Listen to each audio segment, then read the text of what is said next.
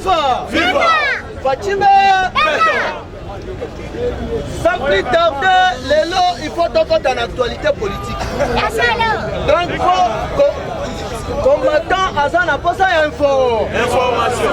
UDPS, c'est viva! Viva! Est-ce que tu as la réalisation sur la table formale? Donc voilà, si on le bon Gangaba.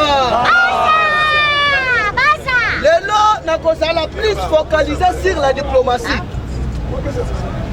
On comprendre que non, et puis quand il y a l'église catholique, dans l'Union européenne, Balingini, Lélo Oyoki déclaration il y a États-Unis d'Amérique.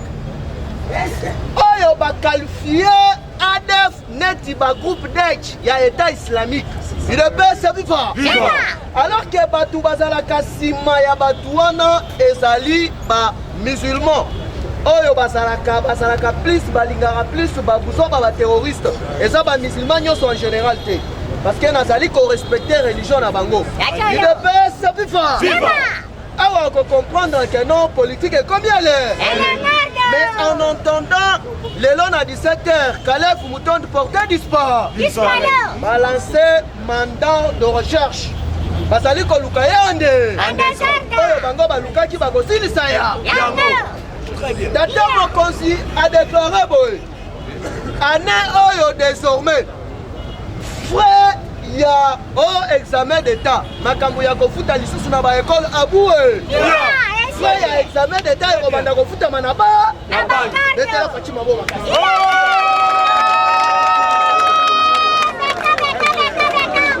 Il est pas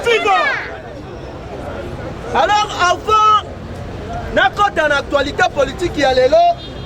Il faut expliquer bandeko oyo babengi basali kotuna makambu ya marché central. Omoni Fatia zalaka très sage. Mukolo oyo bakanga Vital Kamere lobi na yango Fatia bengaye yaka toko tisa conseil de ministre.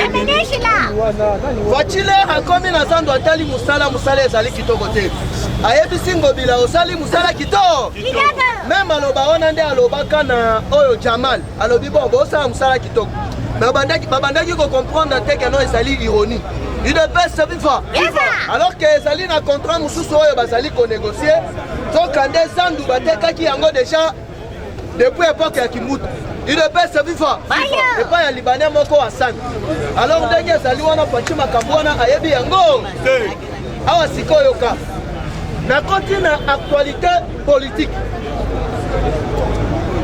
Ndenge na lobaki na kolobela nanu ba enjeu de l'heure. Et puis na kolobela diplomatie. Chers combattants, Zambende atindi Fachi na République démocratique du Congo. Awa yokas. Tout a commencé dès le premier voyage ya Fachi na niveau ya États-Unis d'Amérique. Leur tata mo conseil comme kiwana alobaki na département ya États-Unis boy. Boy dengai na déboulonner système dictateur. Il est servi fort.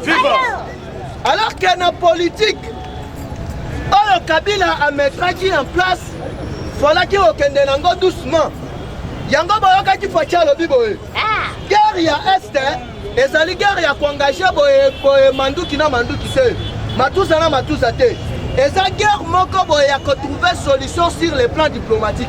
Il ne peut servir fort. Il y a liboso fala ki kokende na nous na niveau ya États-Unis. Il y a mibale fala ki kokende na niveau ya Londres. Troisièmement fala ki kokende na niveau ya Vatican.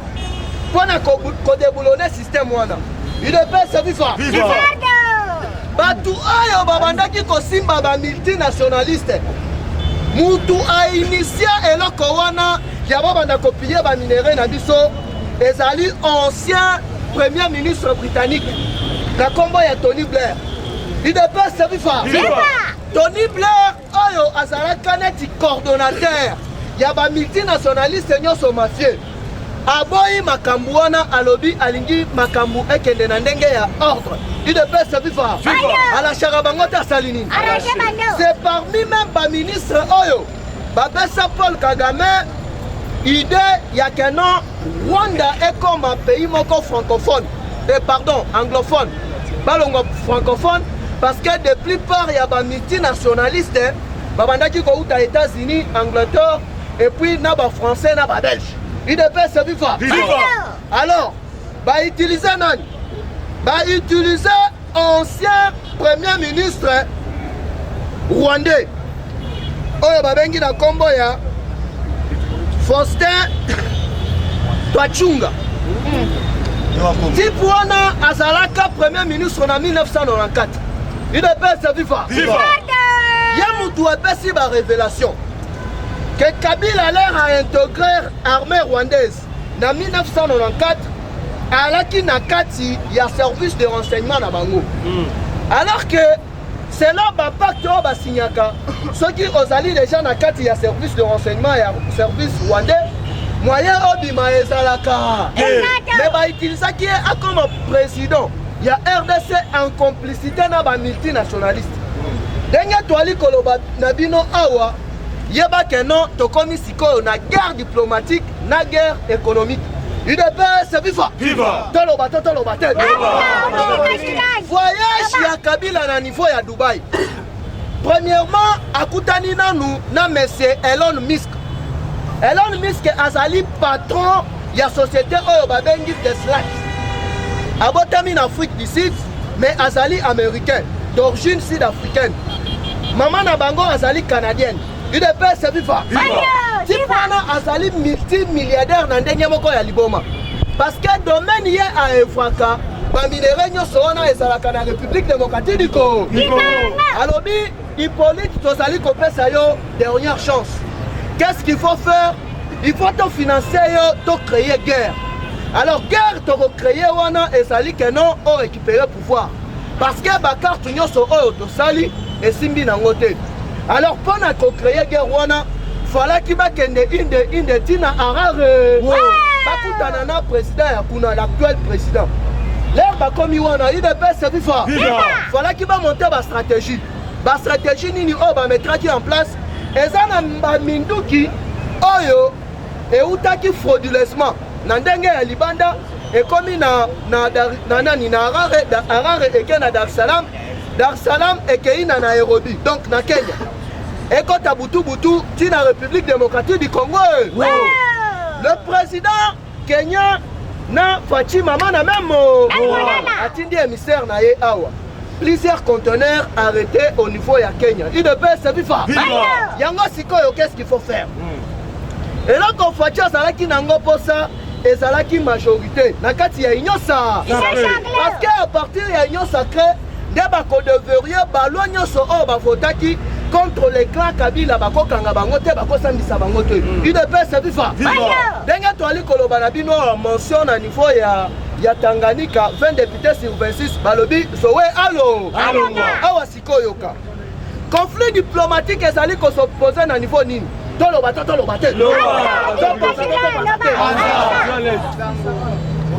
États-Unis azali pays ya liboso oyo abandaki kotalela déjà République démocratique du Congo. Ba Belge bawelela.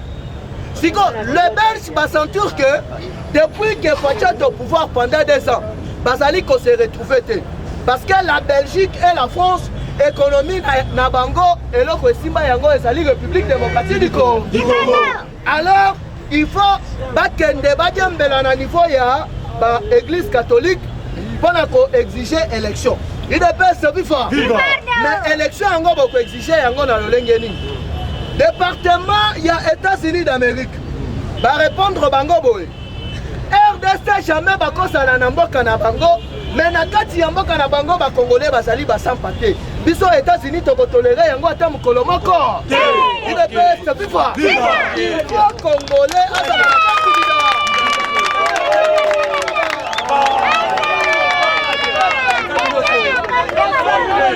UDPS viva. Et là quand il y a liboso nini yango va mettre en place. Awa on va comprendre que non, tu sais que libanda kati sa libre.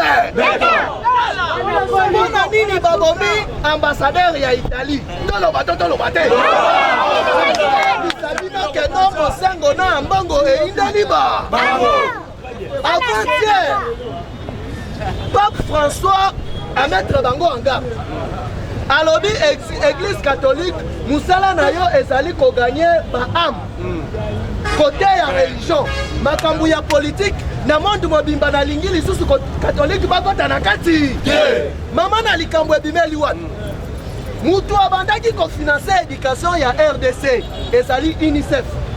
Donc année UNICEF chaque année abandaki ko pesa église catholique 6 millions de dollars américains. Mais depuis que Facho au pouvoir makambouya 6 millions aboué.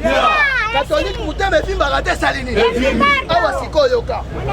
Dernièrement, Louis Michel a sali déplacement à quel niveau à Rwanda. Soit disant à quel côté la campagne de sensibilisation il y a vaccin.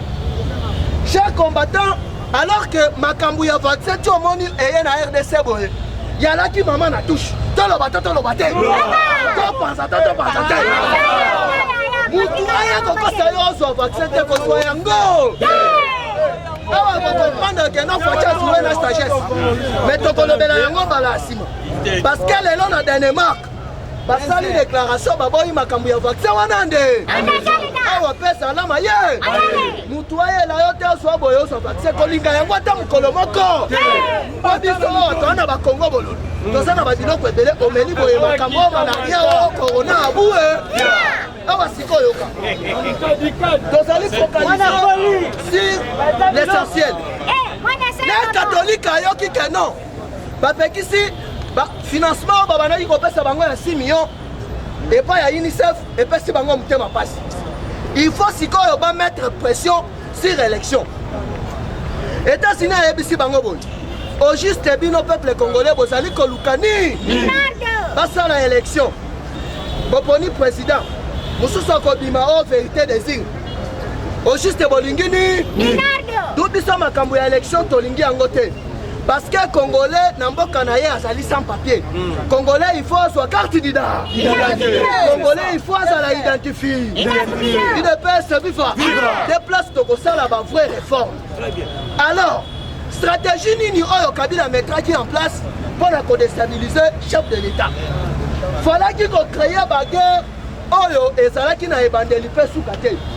Mais diplomatie oyo fachi abeti bango kindo. Espoir na bango nyoso ezalaki Tony Blair.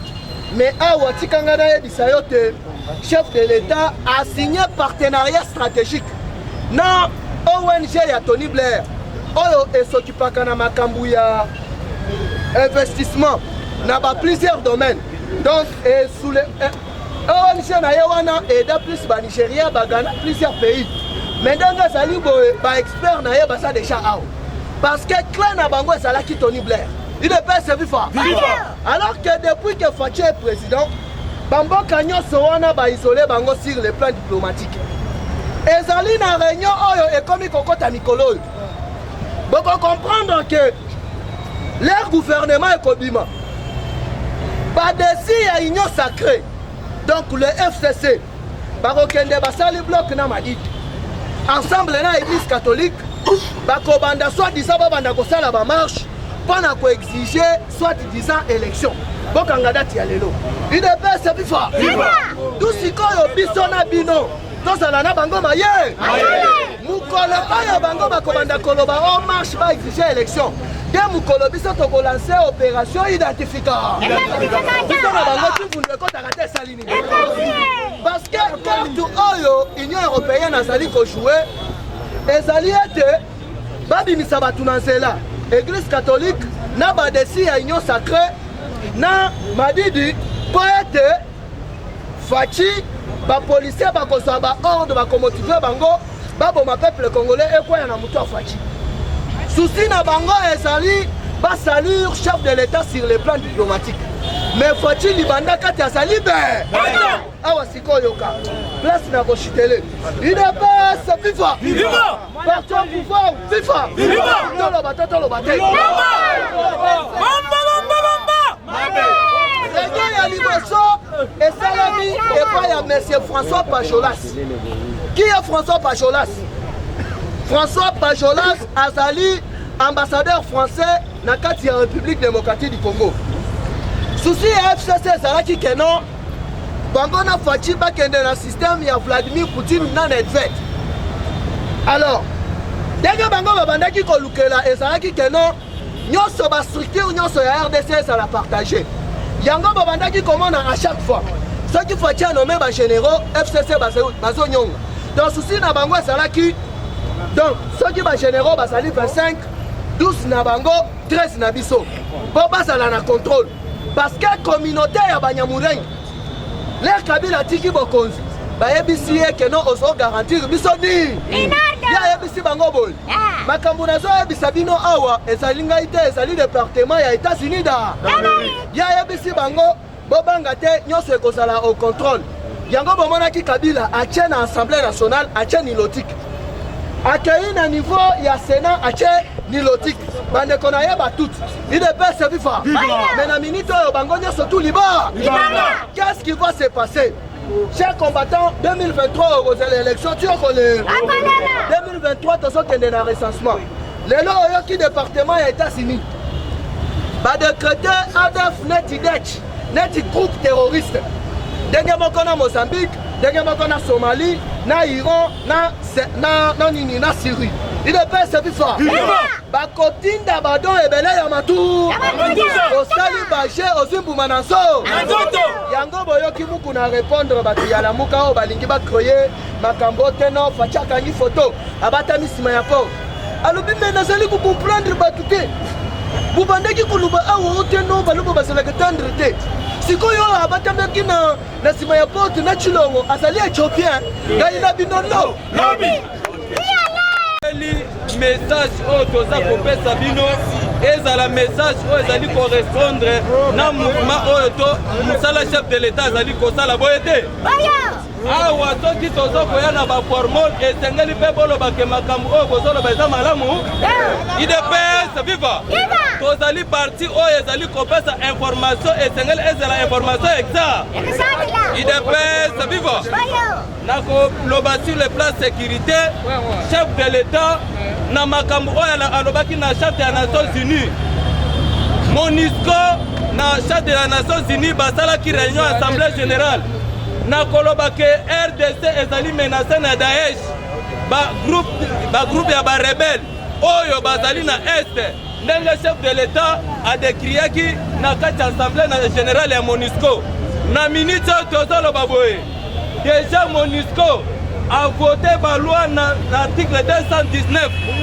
à lobby et Sengeli MONUSCO a joué rôle ya makasi na kati ya groupe Otobengi Oyo ezali brigade d'intervention rapide pour travailler et longo na FRDC IDPS viva IDPS viva na Katanga va découvrir chef de renseignement azali français azalaki na Irak azalaki na kati ya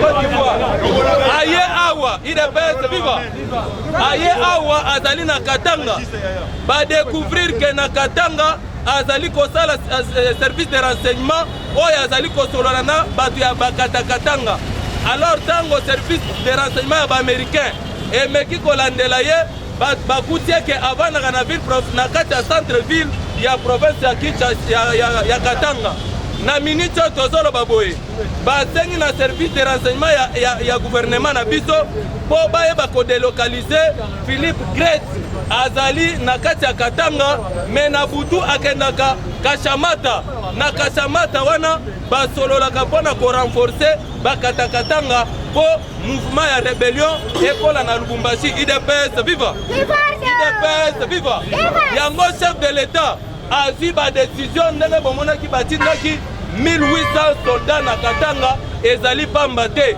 ezali mpo bakontrole Katanga muyibi mutu moko te akota na Katanga IDPS viva IDPS viva yango wana esengeli boyebake États-Unis azwi coopération ya RDC sur le plan sécuritaire ya mbala oyo ennemi moko te akokokotela faci betota mokolo moko IDPS viva yango wana bomoni faci azali kotambola bisika nyonso azali kotambola azali à l'aise yango wana akosala mobembo na ye akokende Pekin kolongwa na ye Pekin ezali mpona kozongisa zone oya commerciale oyo ezalaki bitumba entre Chine na États-Unis bakokende kosolola ntango akokoma na Pékin bakosilisa masolo akozwa mobembo na ye akokende ti États-Unis na États-Unis nde bakokende kokutana na badiplomate ya Pékin na oyo ya États-Unis bakosolola na likambo oyo etali diplomatie contre Chine na États-Unis d'Amérique mais ekosalama na Dallas nde esika masolo ekosalama IDPS viva IDPS viva viva mpona lelo nasuki awa nayibi ngonga ya président awa toza na boulevard Poids Lourd entrée Ndolo numéro 37 awa tozoteka ba produits alimentaires en gros et en détail na prix à le peuple d'abord maison les greniers prix à moins cher Fachi Béton, Tolia, Totonda. Bana Congo, bana Mikili, monde entier mobimba, ba oyo balinga kolanda yo kason. Tala mokili moni, ozo kate moins loko ezali. Donc chez papa Laurent na maison les Créniers na mama na nous, okokoma wana so komi, okomona ba prix oya ba biloko même niveau ya Bruxelles. Donc produit wana ezaka toujours na Bruxelles pour en désordre. Kende kuna yo moko misoneza témoin. Ko vanda te pusana pembeni okovivre qui vivra verra tango kokoma yo ko comprendre que te masolo ezali ndenge nini kolia kotonda nyata borto Fachi Bé.